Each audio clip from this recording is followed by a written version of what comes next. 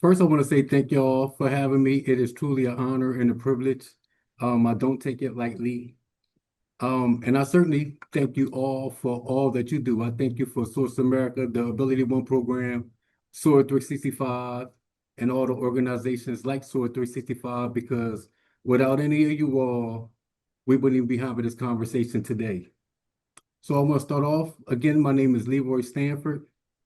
I'm a T4 paraplegic. I was not born paralyzed. November the 6th, 1999, I was shot. The bullet went through both my lungs, cut my spinal cord in half, and it left me as a T4 paraplegic. Of course, when I was shot, my life changed. A lot of things changed according to the way that my occupation, everything that I'd done prior to being shot was all physical labor. I finished concrete, hung sheetrock, frame, finish. And when I was shot, I was putting down the occupation I had at the time was carpet, vinyl, and tile. So of course I had to find a new way to make income.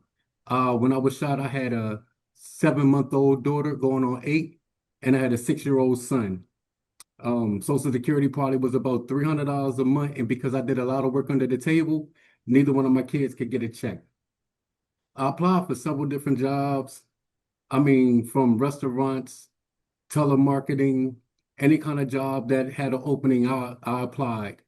Trying to find a job was very, very hard, especially without any experience. It's a lot of times I showed up at interviews. I got plenty of those. I showed up, I would roll through a door or roll inside of a room, and I could tell by the look or the stare that I would get that I'm not going to get the job, or depending on how the conversation went, I automatically knew that I wasn't going to get a call back.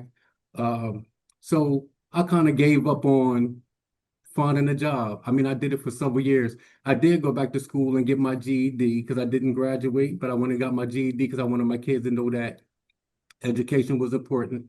So during that time, even though I gave up on looking for a job, I didn't give up on life. I spent a lot of time at my kids' schools, mentoring other children, very active in their life, going to games. And I'm also blessed with a gift of rapping. I lived a life that wasn't the life that I live now, and it was pretty reckless before I was injured. I gave my life to the Lord, and He blessed me with a gift called rap, so I gave the gift back to Him. So I do gospel rap. I will minister in churches rapping, boys and girl clubs. I've been in juvenile centers. I ministered in jails. I did back to school programs, national night outs. I've been as far as Rhode Island. I've been Flint, Michigan. And I did a lot in schools because the life that I lived and because I'm in a wheelchair, I wanted to let children know that they don't have to go through what I go through for their lives to change. It was what you call preventive maintenance. A lot of that slowed down because, and I used to get stipends for that. So, the Lord always provided, but it wasn't enough to really take care of a family, but He always made a way. Um, One thing happened. One day I was sitting back and I was watching TV with my son, and a commercial came on the news channel talking about the Redskins was coming to Richmond. They was the Redskins then now called the Commanders. And they was holding practices here in Richmond at a training camp for 8 years. And it said that if you volunteered and you volunteered every day, you can get a ticket. You get 2 tickets to a game. I looked at my son. We both Redskin fans. So pray for us. I told him, I said, I'm going to go volunteer. One of the qualifications on it said you have to be able to stand up between 8 to 10 hours a day. I told my son, I said, I'm going to go down there and apply. It was held at the police academy. They had 3 steps that led down to where they was holding the auditions or the interviews, excuse me, for it. The guy asked me, said, sir, how are you going to get down the steps? He asked me, was I there for, the interview? And I said, yes. He said, how are you going to get down the steps? I put my chair in the wheelie, went down the 3 steps. I said, the question is, how are you going to get me back up? So one of the guys came over and he was talking to me, was like, look, you excited to be here? And he was asking me questions. Am I a Redskin fan? I said, yes. And he asked me, did I really want to do this? And I told him, yes. So they end up bringing me aboard to be a volunteer. I volunteered there all 8 years. One day I left training camp And I put my flags up every year. Right now, I retired them this year, but I'll put them back up next year. But one day I was at the red light and the van pulled up taking the Redskin players and some of the staff to the hotel room. And they looked over at me and they saw that I was the guy from the training camp and it was pointing at me and I'm waving to them. And the next day we got to the training camp and they came up to me was talking about, I did not know that you drive. So one of the staff members from the Redskins asked me, well, Commanders, they asked me, they said, if we offered you a position working at the stadium, would you work? That was working 8 home games a year and working at the training camp in Ashburn. And I told them yes. So not only did I volunteer at the training camp for 8 years, I worked at the stadium for 2, every home game except for one because I got treated to a game, and I worked at the and Ashburn at the training camp. It was a lot of wear and tear. I didn't do it for the money. I did it because I love the team and the perks that came with it, getting autographs, not just for me, because I got autographs football every year. Even though, like I said, it was 8 years. Sometimes I got 2 balls signed. I only have one. I blessed other people with the rest of them, just so, because it was something they wouldn't get. Um, so I ended up letting the job go, wear and tear on the van. Plus, I was missing games. I had to watch them with my ears. But I said, if I can volunteer and if I can do all that for them, I'm quite sure that I can get a job somewhere. Again, I started looking for a job. Somebody told me about SOAR365, which was Greater Richmond Arc then. So I filled out an application and I got the job. When I first got hired in 2014, 2015, excuse me, I got hired as a document imager. And what we did was we fixed papers that was prepared to be scanned. So I was taping, I would remove corners on papers, I would tape rips and anything that we could to get the paper ready to be scanned and remove any staples.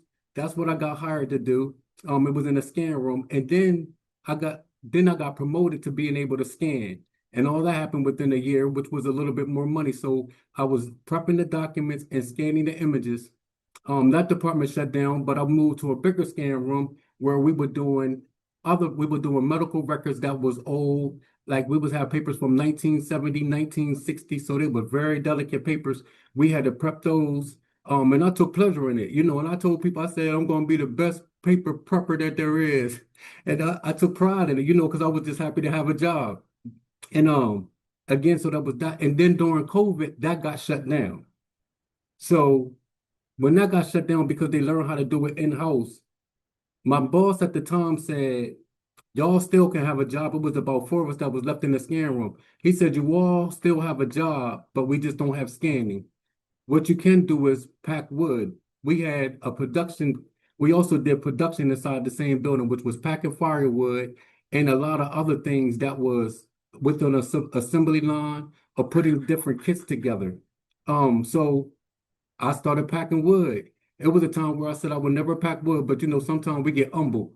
And I packed wood and I took pleasure in even packing wood. I tried to be the fastest that I could and pack it the best that I could. And I also assisted with helping other people. I would hold, like, because it was production, I would hold little contests with people seeing who could pack faster. So that was improving even with production. And one day my manager came to me and he said, Leroy, if we make you a team lead, would you accept the position? And I said, well, one of the qualifications for that was being able to lift 50 pounds up off of a floor. Now, I couldn't lift 50 pounds off the floor. I might could lift 50 pounds off here or either slide it on my lap. But he said, we don't need you to lift 50 pounds. You do everything else. We got somebody that'll lift the 50 pounds. So I accepted the position and I became a team lead. And that's something that I never thought that I could do there, especially like I said, looking at the qualifications. And that was in 2021.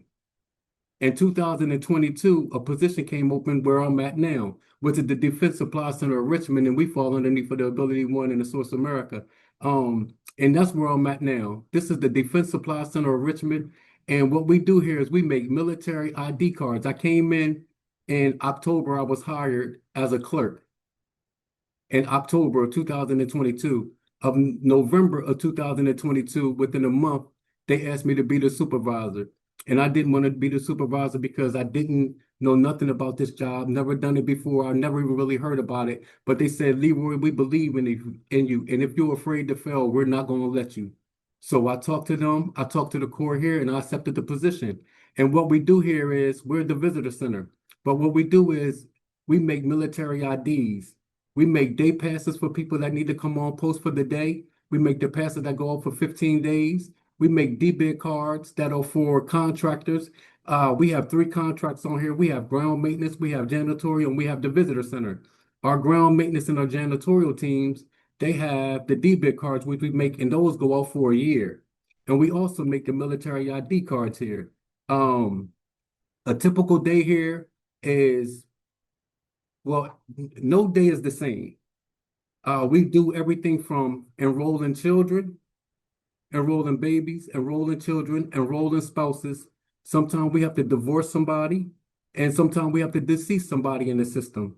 One of the things that brought me here was when I was paid to come out to see if I wanted the job or not. You know, they told me, Leroy, go out there for an hour or two, see if you want it. One day I seen a family walk out. They had 3 or 4 kids, and all the children were smiling and passing their IDs back and forth. And I said, oh, yeah, I can do that. And when I came out here, one of the things I said, we're going to be the Chick-fil-A of ID card offices. I don't know how many of y'all like Chick-fil-A, but you can be in a long line. They're going to get you through there. You're going to be greeted with a smile. The food is going to be good. You're going to get what you asked for. And that's what we're aiming to be here. And we're about there. Um, yeah. And some of the things that I take pleasure in as well as we make sure when we're enrolling the children that the people get the benefits that they're supposed to get. And also at the same time, making sure people don't get benefits that they're not supposed to get. You know, we take the training class and it says that we're the first line of defense. With the military ID cards that we make, help people get on and off installations. Not only that, be able to log into government computers. So we take it very serious. There's a whole lot of training that go into it. Sometimes we have to change somebody's rank if they're not already the rank is not already changed in the system. And along with that, if they got an extension where they're in the military a little longer, if it's already not in the system, we get to push that out and make sure that they're covered by TRICARE. And that's one of the greatest pleasures I get. Greatest pleasures I get is enrolling spouses or making a child that turned 10 their first ID card. Um, I work with a great staff. Like again, I'm blessed to be the supervisor. I have 7 other people that works with me. We are a great team. We're more like a family. We all care about each other, about the job, as well as each other's family. You know, we greet each other in the morning. At the end of the day, we tell everybody stay blessed. We tell them have a good weekend. And it's never a burden coming to work. Don't get me wrong. We love when we clock out and we thank God for Fridays, but it's never a burden coming to work. We encourage each other. And if anybody see anybody struggling or have an issue, somebody jumps up to go to their aid. And I think that that's great. I tell people all the time, I don't just work with good people. And I'm not just saying that because my boss, Trick McFadden, is here with me, but we don't just work with good people, we work for good people. And that's one of the blessings that's about it. Again, like I said, they believed in me to make sure that we have what we have. And that's what's so great about the Ability One program, Source America, SOAR365 is a lot of the companies outside of what we do don't make sure that you have what you need to be able to be successful. And that's what's so blessed about where we're at now. You know, we have some people that have been here. I have 2 people that have been here that been with the company for 20 plus years. And that's great. I've been with the company for going on 11, and Lord willing, I'm not going anywhere. I just think that is great. And before I started working out here, life was a little tough. I tell people all the time. I remember a time where I heard my children talking about they wanted to go skating, and I heard them say that daddy don't have the money. Well, you know, daddy don't have the money. You know, that was one of the things that hurt. Um, I remember Christmas telling them because I was on Social Security, but they understood. I used to say, like, this is December. I used to tell my children, I'll get y'all something next month. And they know that they would have to wait till after the first before I could get them something. So working underneath the Ability One program and all of that, a lot has changed. You know, we would go to restaurants and sometimes they would have to share a meal and I eat when I got home. But those are things that parents do, you know. But now we don't have to get nothing off the dollar menu or or share a meal. And I mean, and all those are blessings. And that's just the financial side. But not only that, it's the pleasure of even having a job. I remember sitting at home. It's a sense of pride when I clock out, when I get off work. A sense of dignity, a sense of belonging, built relationships, being a productive citizen, contributing to the economy, because we pay our taxes and everything else. All of that's great. And that's just how I feel when I get off work and just knowing that I have the job. But not only me, my children are proud, my mom is proud, my sisters are proud. I have a very good support system. Like I said, my children, my nieces, my nephews, my sisters, my mom, my family. And then I got my family at work, and it's a lot that comes with this. And I thank y'all for this opportunity that y'all give me. Because just think, we're talking about hundreds of thousands of other employees that are underneath of this program that are not going to be able to share their story, but their lives are changed because you all exist. Well, Leroy, I have to say it's been my pleasure listening, and you are such an inspiration for everybody here to hear your story, to hear your passion, the wonderful anecdotes and ideas and work ethic and the like. But got a couple of questions for you if you're willing to stay a couple more minutes. So what would you say you're most proud of with your work? Most proud of with my work? Yeah. Um,